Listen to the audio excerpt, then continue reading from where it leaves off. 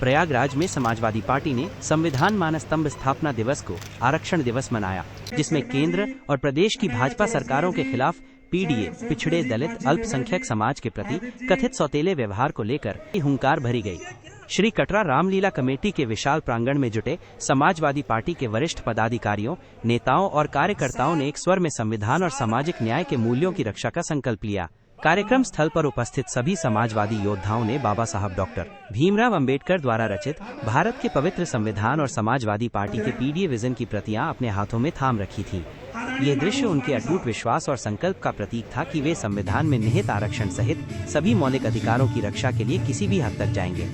इस अवसर पर नेताओं ने केंद्र सरकार और प्रदेश सरकार पर पीडीए समाज के साथ भेदभावपूर्ण और उपेक्षापूर्ण व्यवहार करने का गंभीर आरोप लगाया और इसके खिलाफ डटकर मुकाबला करने तथा सामाजिक न्याय की लड़ाई को मजबूती से लड़ने का सामूहिक संकल्प लिया। इस कार्यक्रम में समाजवादी नेता प्रेम प्रकाश वर्मा ने मुख्य अतिथि के रूप में उपस्थित होकर अपने प्रेरक विचारों से कार्यकर्ताओं का मार्गदर्शन किया। कार्यक्रम की अध्यक्षता महानगर अध्यक्ष सैयद इफ्तेखार हुसैन ने की, जिन्होंने पार्टी के सिद्धांतों और वर्तमान चुनौतियों पर प्रकाश डाला।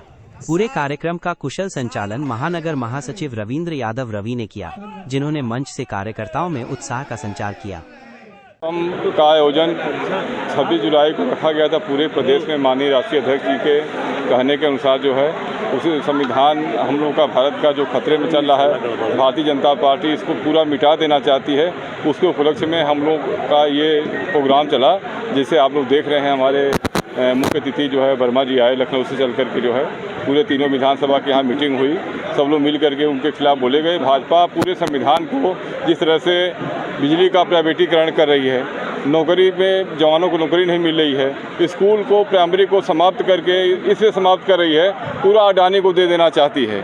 अडानी ले लेगा तो उसमें 10,000 15,000 महीने पर नौजवानों की नियुक्ति करेगा। उसके खिलाफ में पूरा भारत का जो अम्बेडकर साहब का संविधान है पूरा खतरे में है, उसको मिटा देना चाहती है। तो हम लोग मिल करके जो है इनको 2027 में हराएंगे और भारत के संविधान को बचाएंगे और आगे आने वाले लोगों को न्याय मिले, दलित को न्याय मिले, जो कुचले हुए हैं, समाज में पिछड़े हुए हैं, गरीब हैं, बेसहारा हैं, सबको न्याय मिले। यही लड़ाई हम लोग लड़ रहे हैं। समाजवादी पार्टी यही लड़ाई लड़ेगी और सबको न्याय दिलाएगी। इसी के हिसाब से संविधान का प्रोग्राम चल रहा है। जय जय भारत, जय समाजवाद, जय समाज। दिलीप चौरसिया और राकेश वर्मा के संयुक्त संयोजन में आयोजित इस आरक्षण दिवस सम्मेलन में वक्ताओं ने भारतीय जनता पार्टी की सरकारों पर तीखा हमला बोला। उन्होंने आरोप लगाया कि भाजपा सुनियोजित तरीके से बाबा साहब डॉक्टर भीमराव अंबेडकर के बनाए हुए संविधान को कमजोर करने और उसे खत्म करने की साजिश रच रही है। वक्ताओं ने कार्यकर्ताओं से भावुक अपील करते हुए कहा कि वे संविधान के रक्षक बने और पीडीए समाज के हक, हुकूक, अधिकारों की आवाज बनकर उभरें। सभी ने एकमत से माननीय समाजवादी पार्टी के राष्ट्रीय अध्यक्ष अखिलेश यादव के नेतृत्व में कदम से कदम मिलाकर चलने और उनके हर निर्णय का समर्थन करने का दृढ़ निश्चय व्यक्त किया।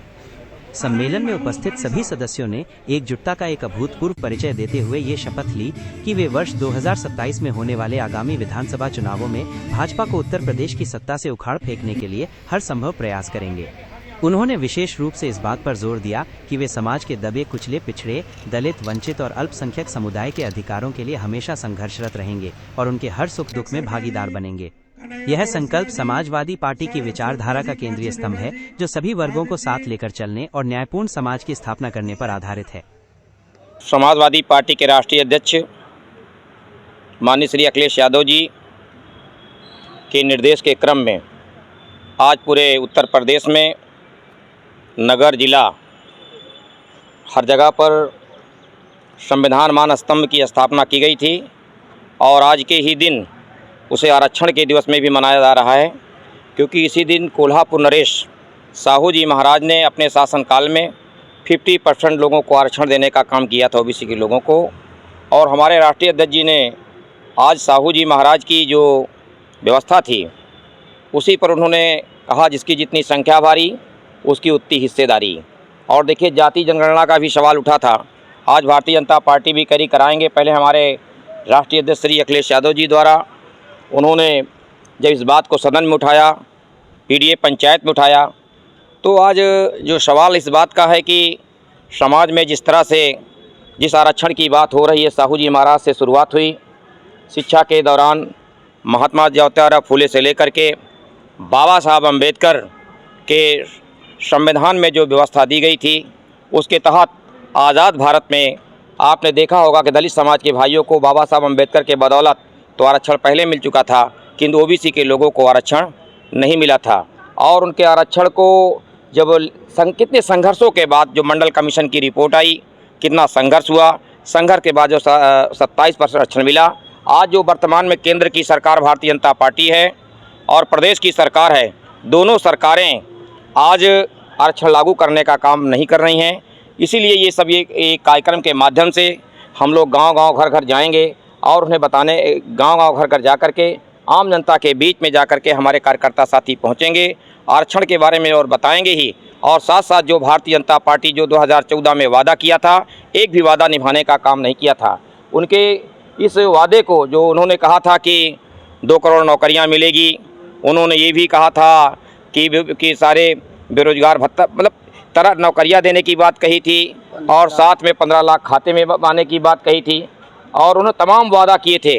और उन्होंने ये भी, जब उनसे कोई पूछताछ करे, जुमला है। और ख़ासकर सबसे बड़ी बात है आज के इस अवसर पर कि जहां पर भारतीय जनता पार्टी विद्यालय को बंद कर रही है और दारू की दुकानें गली गली खोल रहे हैं। इससे इनकी मानसिकता सीधे साबित होती है कि जिस शिक्षा की लड़ाई को महाराष्ट्र की धरती पर महात्मा फुले ने शुरुआत किया था, आज भारतीय जनता पार्टी हर घर में शिक्षा रहे उसे ख़त्म करना चाहती है। और आने वाला समय पूरी जनता उत्तर प्रदेश की जाग चुकी है। जब भी चुनाव होगा, उत्तर प्रदेश में समाजवादी पार्टी की फुल फ्लेश सरकार आएगी और आदरणीय श्री अखिलेश यादव जी उत्तर प्रदेश के मुख्यमंत्री बनेंगे।